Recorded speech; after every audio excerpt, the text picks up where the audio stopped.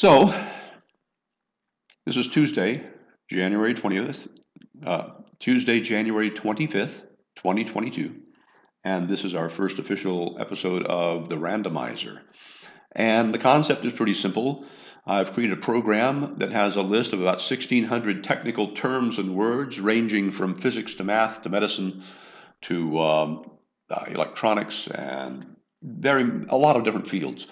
And the program, the randomizer program, picks 3 or 4 of those terms at random and presents them. And sometimes it'll be 2 or 3 words that fit together in a unique way, or sometimes it'll be a term in there that we really find interesting. And that's where we get the subject matter for the week. And so the randomizer pops out an idea, we go, hey, that looks kind of cool, and we run with it, and that's what we discuss. So for today, our word is terotechnology. And the word basically means the technology from beginning to end of a product or an item. And the concept is pretty simple. When we build things, we know that at some point it's going to wear out or break or end up in the trash. And the question is, what have we done to be the most responsible with that material that we can be? And I think that the first thing that comes to my mind is the plastic bag we use for groceries. Years ago, everybody made paper bags, and paper bags held your trash, your groceries, your whatever. And the thing about the paper bag was, while yes, a lot of them got balled up and thrown away, they were the same basic stock in terms of fiber and the bleaching that was used to make cardboard. So grocery bags were something that could be recycled into cardboard very, very readily.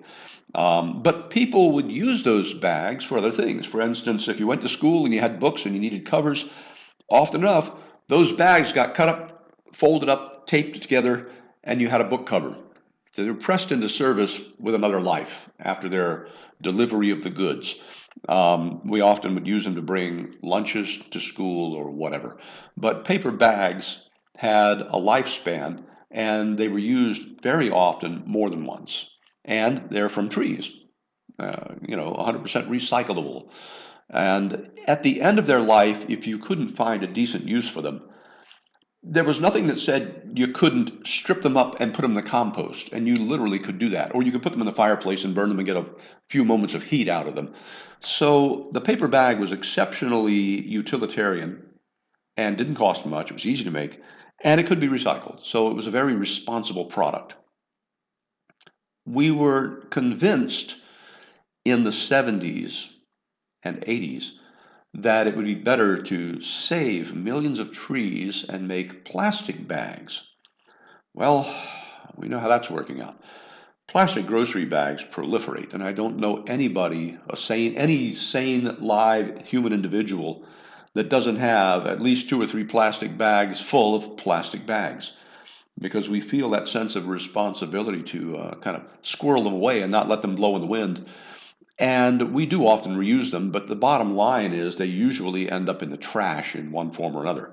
And yes, stores and supermarkets do often have a bin for you to return your plastic bags so they can be melted down and turned into other products.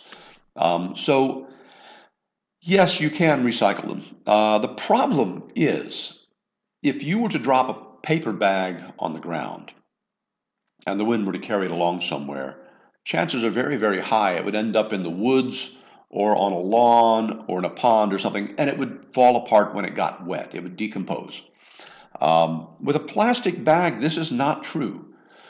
Plastic bags are so lightweight and fine and thin that the wind can literally pick them up and carry them for miles. And so you will sometimes see plastic bags blowing in the wind a couple 100 feet up in the air, just blowing along to a lake or the ocean or something. We often will see them wrapped around fence lines, power poles, and other things. And when they do get out into a body of water, in many cases, they're consumed by sea life or some unwitting animal. And so you can't digest them. They end up in your system. What do you do with them? And many animals will die. And I have to say that plastic is a huge problem, and we know solutions for it, but they just basically are not carried out. So the whole point of technology is to not go the route of the paper bag to the plastic bag. We're a little bit smarter about these things these days, and many companies actually are going back to paper wrapping. Um, Now, the problem is, in many contexts, plastic is the only way to seal something up so it doesn't get stale, and I get that. And one of the biggest complaints I hear is companies that make cereal boxes. They have a plastic bag inside holding your cereal. Why? Oh, why doesn't anybody put a Ziploc seal inside that bag? Because when you open the cereal, the plastic bag does not seal inside the cardboard box, and your cereal gets stale. Well, really, the methodology here is based on marketing and not utility. So they want you to buy more cereal, and they don't care what happens once it's left their hands and they have your money. And this is the problem. It is bringing ethics into the question. And so terotechnology is really at the heart of it about pragmatism and ethics. So I know that when I buy things, I often do reuse the plastic bags. And it's even gotten to the point, it's kind of funny. We were in Ecuador, and there was a woman selling mats made of woven corn husk or some sort of cane product or something. And it was just thin leaves that she had folded and woven together. A lot of times they use palm fronds for that. And it made these beautiful mats out of them. And we were going to buy a couple of these mats from the woman, and she had them tied up with a string. And when we went to leave, she wanted her string back. String was expensive. And I believe I picked up a plastic bag that was blowing on the road and stripped it down and wound it up and turned it into a cord in just about a minute and tied our mats up with it. And the look in her eyes when she realized she had an unlimited supply of cord around her from the plastic bags in the street. Well, it was one of those, one of those moments of clarity that occurs to some people sometimes. And so that's a trick that I often share with people. I will take an old plastic bag, strip it into pieces, and weave it up into a small rope or a cord. I often do this to tie up my plants and sprouts in the garden, or a small tree on a stake to keep it vertical. So it's a trick that has persisted, and I really enjoy using it. But in the end, we know it isn't actually the answer. When we get down to things like cell phones and electronics, wow. A cell phone contains literally enough electronics to build a satellite. And it's in such a compact form that literally people have built satellites out of cell phones, particularly the small CubeSats. There's a standard called the CubeSat standard. And hobbyists and colleges and groups like the Amateur Radio Relay League, the ARRL, will often build small satellites, and they'll get them launched more or less as ballast on a regular rocket launch. And so this is an interesting thing. You can actually get your own satellite in space if you make a deal with the launch systems guys to carry it as ballast, knowing that it's probably not going to remain in orbit because they can't guarantee an orbital stability for you. But you can take a cell phone and literally turn it into a CubeSat and get it flown in space. And that's kind of an interesting trick. I know a couple of groups that have managed to successfully do that. And they didn't live very long. One of them was a year, one of them was like about 6 weeks or something. But the point is the same. They actually made and launched a satellite out of something that would normally end up in the trash. So we have cell phones, and when they go south, you often don't know what to do with them. And this isn't just, hey, I want the iPhone 92 or something. You get to a point where your cell phone has a cracked screen, the corners are dinged, the buttons aren't working, it isn't charging, whatever.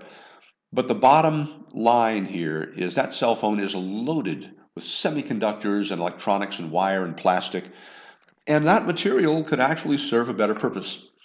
And I have a plastic box in my workshop 30 feet away here that has probably 8 cell phones in it.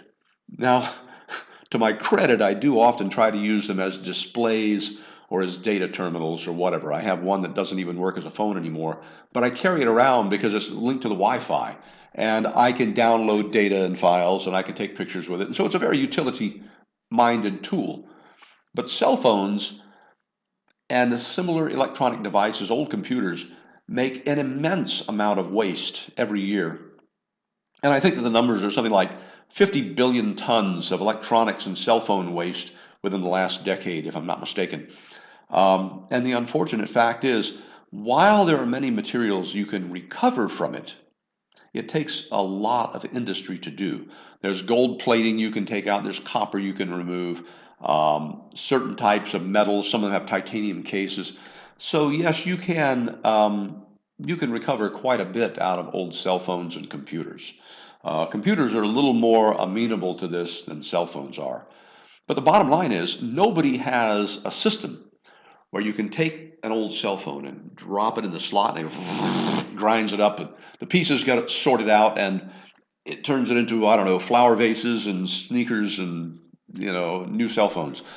There was a woman I met at one of the NIAC conferences, and this was in Raleigh a few years back. The author David Brin had appeared on my podcast, and he had invited me out. The NIAC conferences are sponsored by NASA. This NASA innovative concepts, basically. And what they do is they bring people together who look at new ways of handling things like space propulsion systems or satellite communications, or in this case, there was a woman who had actually worked out a system for recycling microchips. It was very, very innovative. She had a machine that would grind the die, the piece of silicon inside the microchip up into an exceptionally fine powder. Now, microchips are made with a number of exotic materials, basically silicon or gallium arsenide, but in the end, they're doped with things like samarium or erbium or copper or whatever, and you have all these different elements that are injected into the crystal structure to modify its semiconductor properties. Well, how do you recover that? The stuff is expensive. There's not much in a chip, so what do? She had taken a very interesting tactic. She had taken E. coli bacteria, and the flagellum, the tail that the bacterium spins around to swim through the water, has an interesting property. It has sites on it that will bind to specific materials or elements. And her trick was very simple. She developed a strain of E. coli that had no flagellum, no tail, so it couldn't swim. And then she took the genes for the tail and modified them and found certain combinations would stick very well to copper, for instance. Now, it's known that there are bacteria that will bind to metals and deposit them in structures. And so she had used this to create flagella that bound to copper, and then she had spliced the genes into the tailless E. coli and had tested the offspring and found that they were very good at sequestering copper. She would take the microchips, grind them up into exceptionally fine powder, and put it in a food medium. The bacteria would eat the food, and by the way, they would bind to these nano-sized particles of copper. And then at the end of the process, the bacteria would swim toward a target of food, they would be filtered out, and they'd be put in a plasma sprayer. Now, this is the interesting part. They were heated to high temperatures, they were sprayed at high velocity at a target where they needed some copper to be deposited. Well, the bacteria are organic, and the temperatures would totally vaporize the bacteria. But what remained was the pure copper that they had sequestered out of the food mix and the ground up slurry of microchips. Now, this doesn't sound like much, but she was able to literally recover the materials out of the microchips and spray them with an ion sprayer, a plasma sprayer, onto a surface and reuse that copper. This is amazing. This is modified bacterial nanotechnology. And I think that if we would think along these lines, be a little smarter, we'd be able to create systems where you can dump in this particular type of trash or this particular type of waste and recover the expensive materials out of it, and then the rest more or less becomes landfill. So, and when I say landfill, I don't mean something that's going to sit there for thousands of years and not do anything. I have people all the time who run into the problem of saying, well, plastic never degrades, never breaks down. And this is untrue. If you've had anything out in the sun made out of plastic for any period of time, you realize it crumbles away very rapidly. Plastic is actually easy to recycle on many different fronts. And plastic waste itself is only a problem because we're not going after it. There are even bacteria right now that eat plastic, but I have to make a cautionary tale. There was an author by the name of Fred Hoyle, many years ago, I think his name was, and he wrote an interesting science fiction called Mutant 59, The Plastic Eaters. In the story, they had created a form of bacteria that would attack and eat plastic. Unfortunately, they didn't realize that when it got into the environment, bad things would happen. And when the insulation on wiring started vanishing and the power system started shutting down and this bacteria just went nom, nom, nom and ate all the plastic it could get its hands on, this is the sort of thing we do not need to have happen. So we have to have a little thinking here. In retrospect, I don't think I would have done that. This is exactly the thinking we have to apply to our products. So we can't come up with a product and then have a system that gets rid of the product but also destroys something else. Terotechnology at its heart is the ethics of making a product that has an actual conception, operation, and graceful end to its life. So in an ideal world, our technology would literally extract everything useful and categorize it for us, set it aside, and we can use it to build new stuff. And I think that this is, from an ethical standpoint, it's the only way to design technology. Is it expensive? Yes, it is. But what's the cost of leaving that stuff in our environment? There are many things we put into our environment that should never be there. It should never be there. And one of the things I mentioned to a lot of people is old medications, drugs that end up in our water. And what's so bad about it is there are no natural organisms in most cases that'll break those materials down. And they end up decimating the insect population or the frog population or something. And sometimes it takes years for the effects to show up because the concentrations are low and we're not really aware it's doing anything. And then when it hits you, it's all at once. It's like a gas leak. It doesn't seem like a big deal until the house explodes. Well, we're in the same situation with industrial waste and technical waste. So I would encourage people to come on this show, express your opinions, tell us what you think, and maybe even suggest potential solutions to these things. But this week, the next three shows, Wednesday, Thursday, and Friday, are going to be about terotechnology. And we also want to encourage you to join Schultz Laboratories Universe Science Center as a member. We have a virtual learning environment that we've created. It's a very easy thing to become a member of, and your membership supports the growth. It supports these podcasts and talks, and it allows us to create new galleries and add more 3D interactive content. We're growing a library of videos, both podcast style and instructional style about science and technology, and some classroom lessons on various subjects. We're starting next week on our Meta World series, which is a 6-part series talking about human technology and how we started with nothing but sticks and rocks, and how we're headed toward nanotechnology. And so it's going to be a fascinating series, and I encourage you to join up and listen every Monday night at 9 p.m. Eastern Standard Time.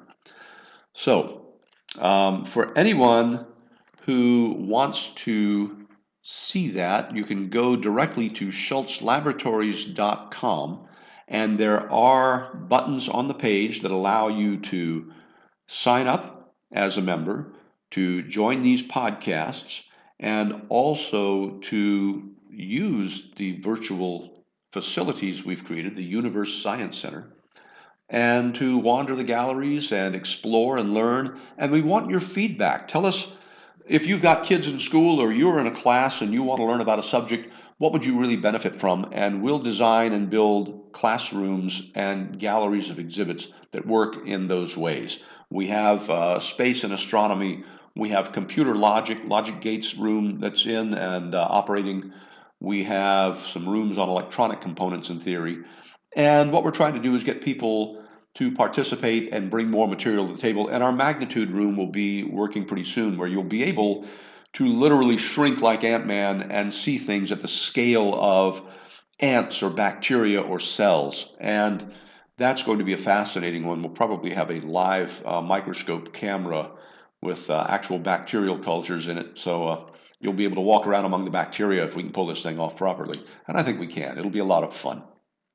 So I want to thank the people who do participate, and I want to thank the members who have joined our classes and supported what we're doing.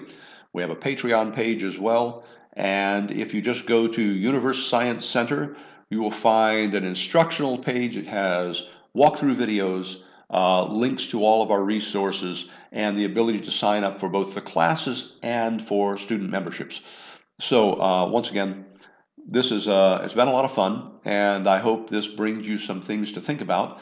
This video, along with the others, will go up on our library, and you'll be able to play them back at any time. And it'll be interesting because you can see what we get wrong over time and what we get right over time, and that's a part of the growth process. So, anyway, we thank you for joining us tonight, and we're going to end this pretty shortly. Do become a member, and you know. Maybe we can make the world look something like this thing behind me here. I don't know if that's really a desirable place to live. I actually prefer to be out on a piece of land in the country. But I know a lot of people would like to live like the Jetsons, and if we stick together and do things properly, maybe we can. So, my favorite saying comes from Edwin Bach, the fellow who built Bach Tower in the middle of the state of Florida down there near, his grandmother, a Welsh grandmother, told him, "Make you the world a better or more beautiful place for having lived in it." And I think that's probably one of the most solid and inspirational statements I've ever heard. And so I stick by that one. It's a great one. So everybody have a wonderful night. Thank you for joining us for our talk tonight. And we hope that you'll join us for future ones as well. Good night, everybody, and thank you.